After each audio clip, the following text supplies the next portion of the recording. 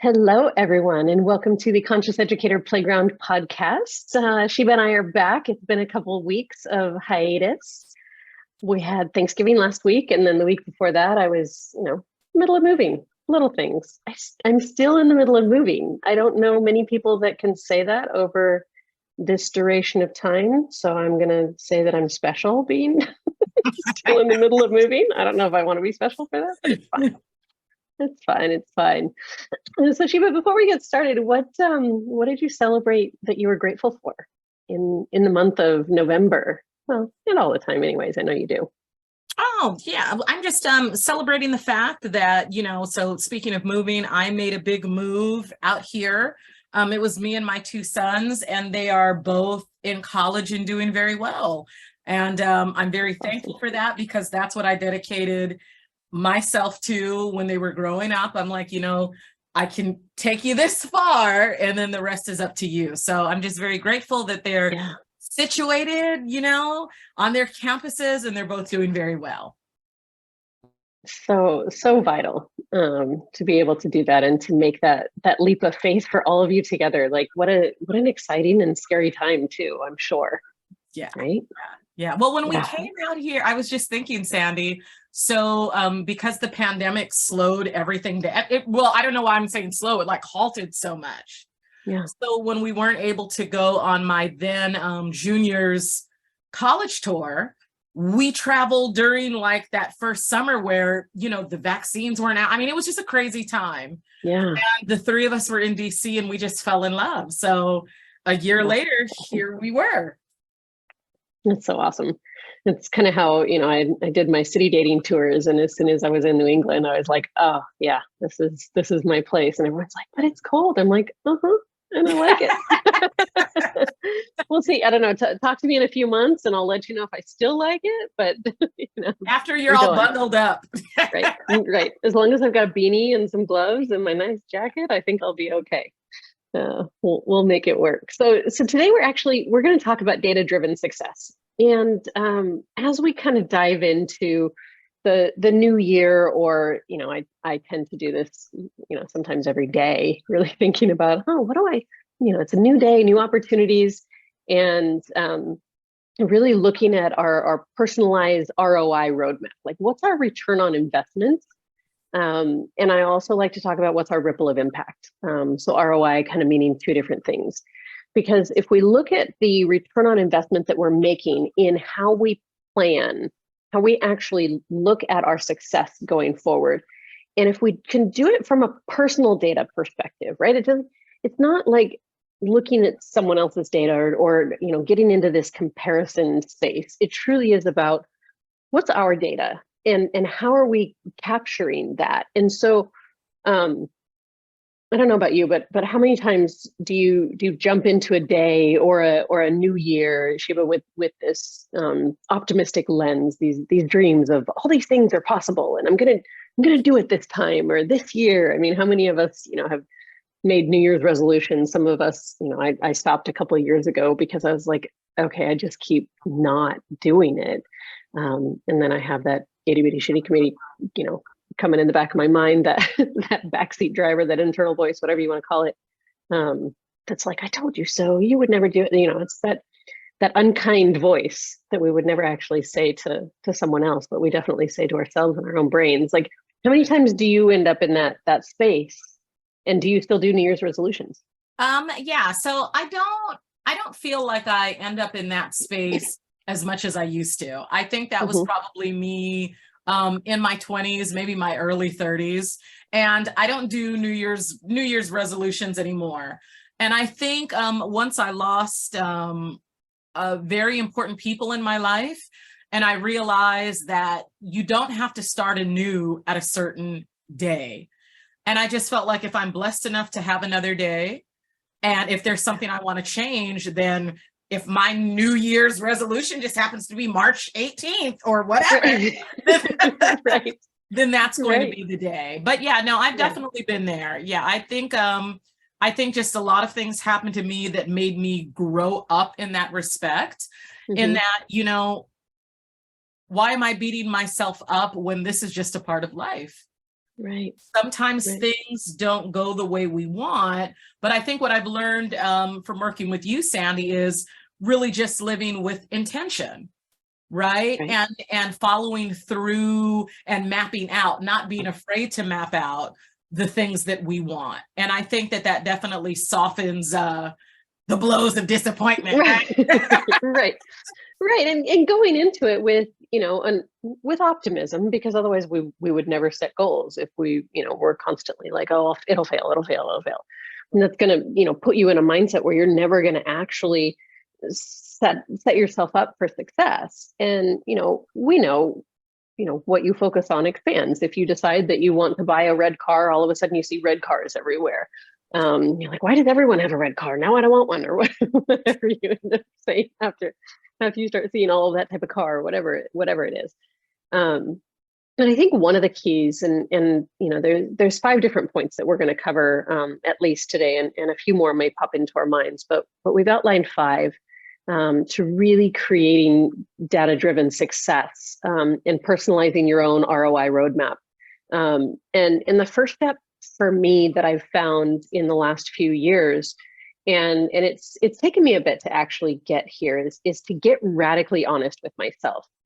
That, and this is from the beginning of my plans, from even the spark of the idea, is actually tuning in to what that internal voice is saying, what that itty bitty shitty committee is talking about, and asking them what they're afraid of. Because if I immediately say, I want to have a beach home, there's a lot of people in the world, when I talk about this, that we're similarly aligned. I want a house at the beach. And then immediately, like, there's this little internal voice, sometimes it's in my heart, sometimes it's in my head, sometimes it's, this weight on my shoulders that goes, yeah, right, whatever. And it'll say something snarky. Do you have those snarky voices too? I think we all have some snarky voices. Yes. Mine tend to have a little attitude, a little,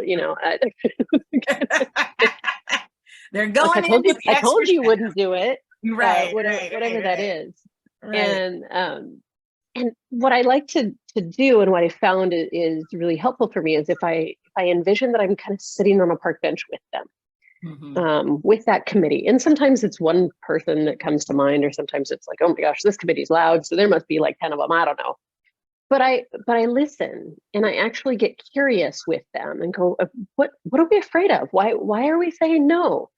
And you get just that awareness that you have those little voices, and then getting curious with them, going, hey, what's going on? Like, what are we afraid of? Well, the last time, or something else will come to mind in your thoughts that will actually allow you to go, oh yeah, and I'm going to do it this time different. And then you might have another voice that comes in and goes, yeah, right, or whatever again.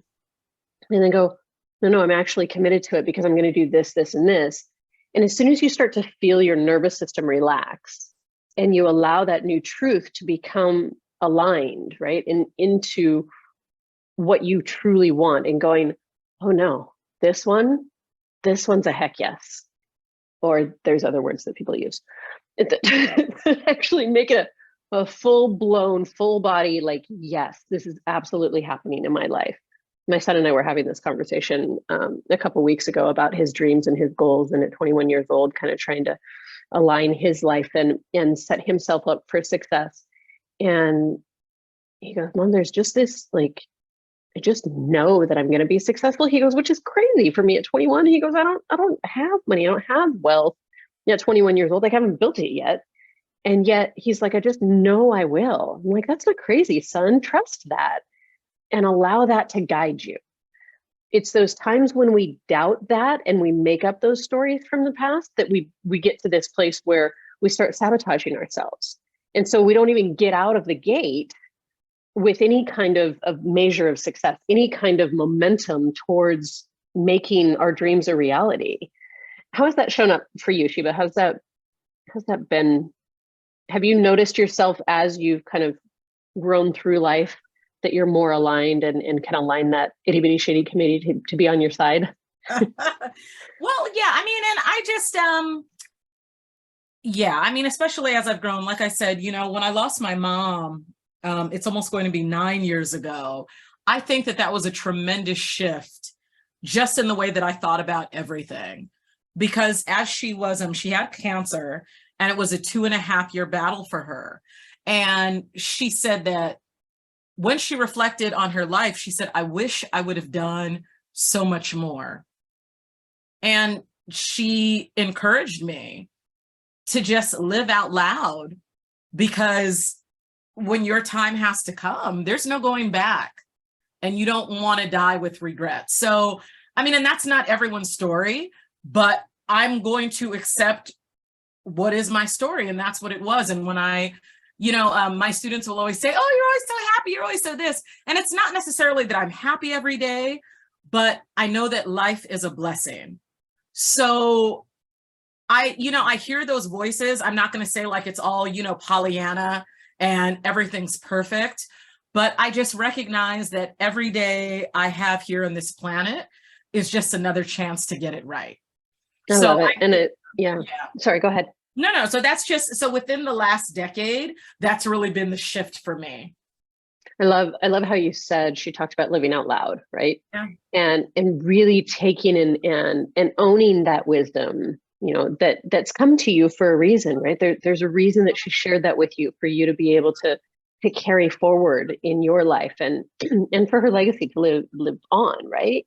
Absolutely. Which is so powerful, and to be able to look at our past patterns of behavior and decide to celebrate what's working. I think we miss that part sometimes, is that we look at our past patterns and we want to look at all the things that are wrong and all the things that were broken, all the habits and behaviors that aren't working, or that we've diminished, or whatever it is.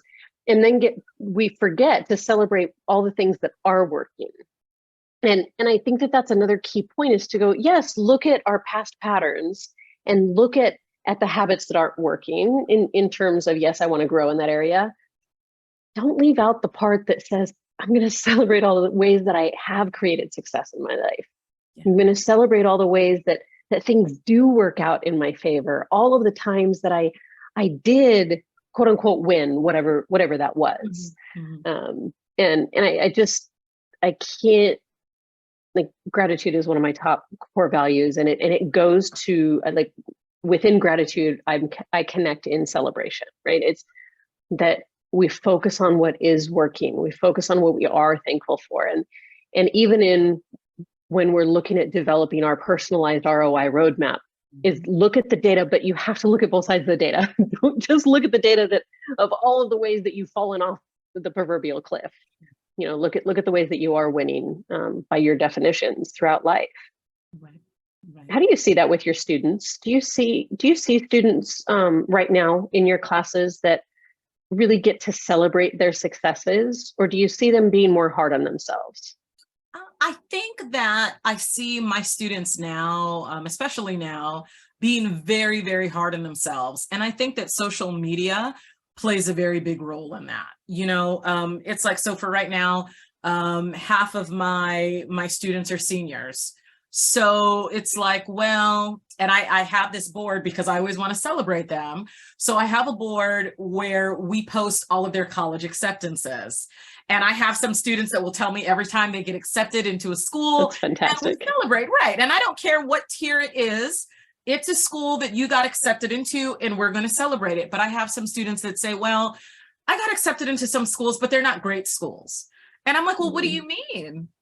Well, when I talk to, like, all of my other friends, and they're saying that they're applying here and they're applying there. And so I just try to remind them, not everyone's path is the same. And that comparisonitis gets us every time, no matter how old we are. I was listening to a student panel today at the conference that I was at, and they were saying the same thing, that one of the things that derails them the most is that comparisonitis. Mm-hmm. And, they have their internal, struggles of, am I achieving enough? Can I accomplish enough? And all those pressures.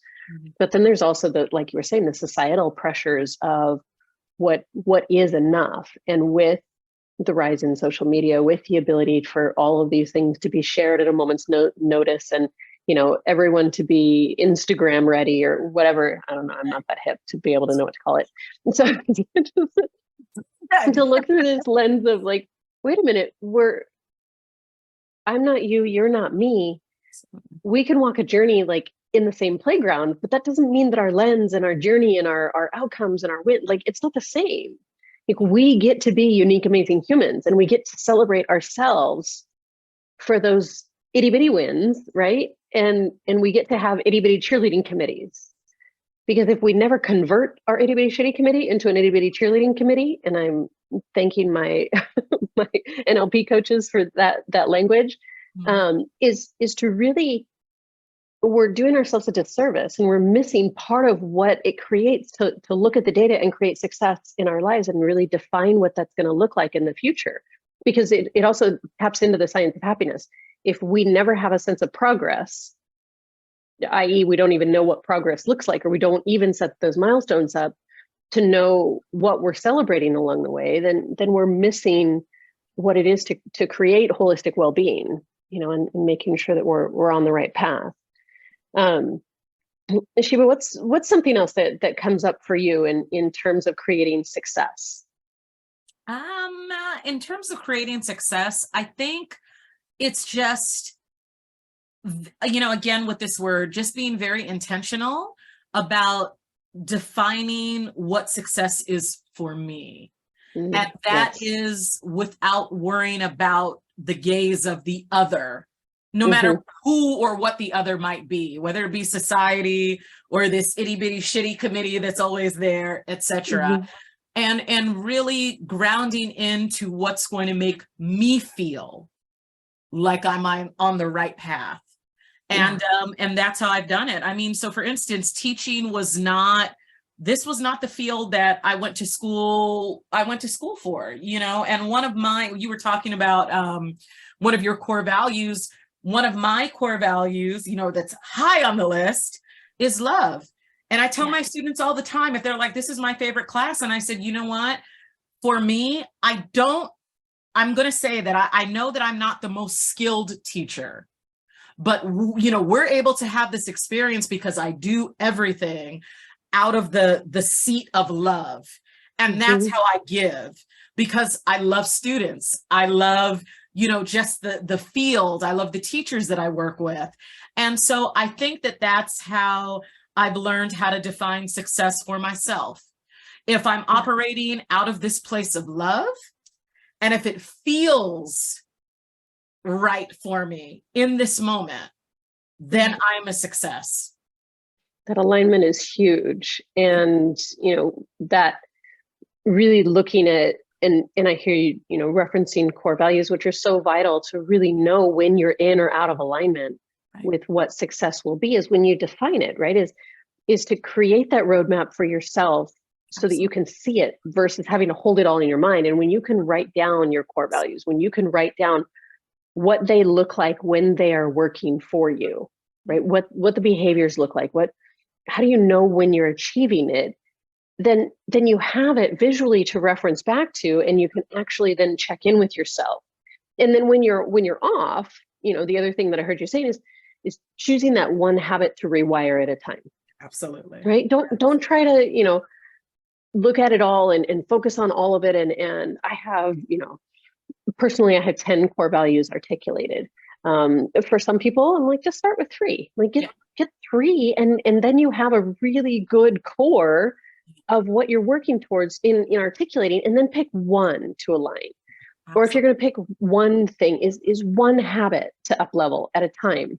And to do that for at least 3 months, to look at the 90-day rule. There's so many different, you can look at how long it takes to create a habit, and you'll get so many different answers if you Google it.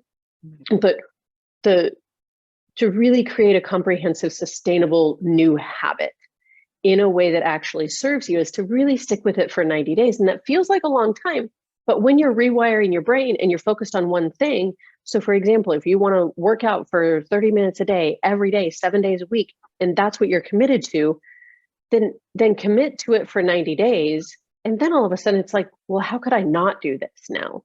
Right. Because you've truly rewired it. But if you want to add in meditation, and then you want to add in, healthy eating, and then you want to add in, and yes, all of those things play together and are equally important. But if you're trying to do it all at once, it gets overwhelming, and it's too much change coming at you all at one time. We all know what that's like, especially those of us that work in the field of education. Oh, yeah. Too much change comes down, from the powers that be all at once, and it's like, whoa, wait a minute. We're not even used to what we started doing last year, and now whoa, wait a minute. So don't set your own personalized roadmap up, for anything but success, by really looking at what is one goal per quarter, and how can you actually measure your success of that and celebrate your wins along the way. Absolutely. Right. And so, kind of summarizing, and this is the fifth thing that I think kind of anchors them all in together, and it's a little bit different, but definitely anchors them. It's connecting, for me, my what to my why to my when. When I connect those three things, so knowing that when I set a target date for something to achieve my desired outcome, and I'm anchored in my why, I want to achieve my what, right? And I'm clear on the specifics. So my what isn't just, one blanket statement. My what is really specific and clear. And my date is really clear, right? And my why is really clear. Then I can get to that highest rate of success. But if I'm not connecting those three, then it stays ambiguous. And I learned SMART goals back, I think I learned it in high school, but it might have been college. I don't remember. It's a long time ago. And so this to me is just much more simple, because there was a long time when I was like, wait, what's the acronym SMART? What are specific, measurable, attain, like all the things, right? And we know it because of the acronym. But yet, if we just think, why do I want it? Why do I want what I want? And when do I want it by? Start there. Start simple so that you can create momentum. Because how many of us actually sit down and create SMART goals every month? I don't.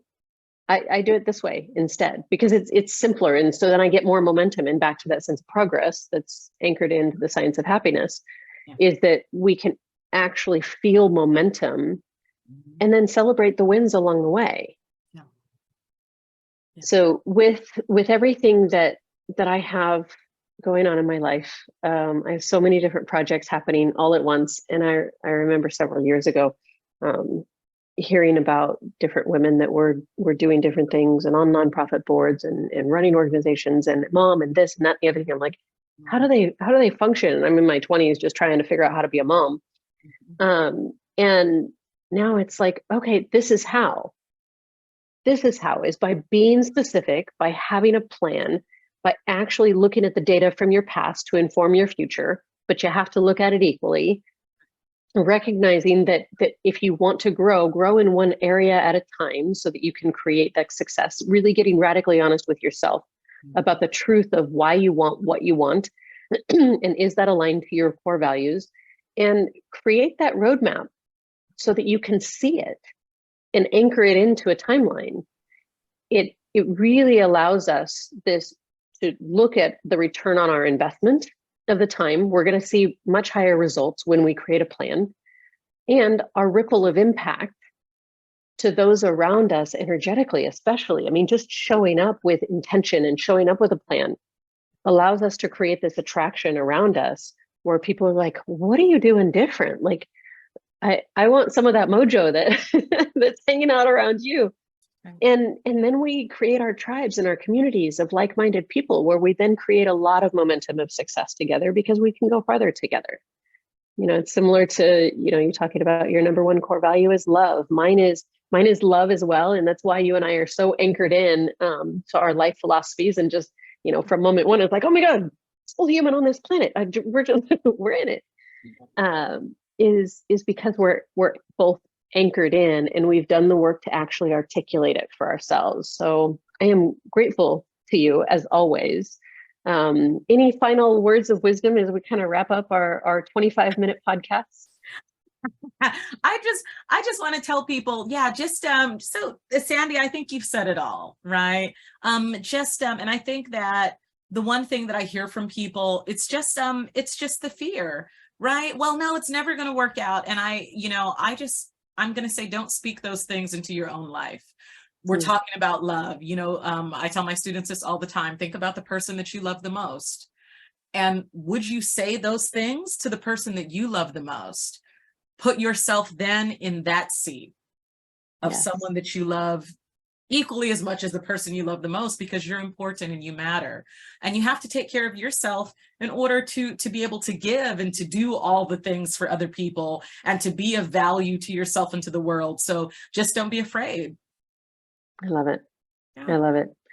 Because on the other side, taking that proverbial leap is joy. You'll find it every time.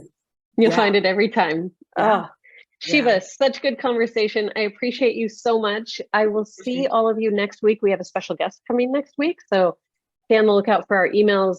Definitely subscribe to our podcast, The Conscious Educator Playground on Spotify and Apple. And we look forward to seeing you all next Thursday if you're joining us for our live recordings. And Shiva, have a wonderful rest of your week. And see everyone soon. Bye, everyone.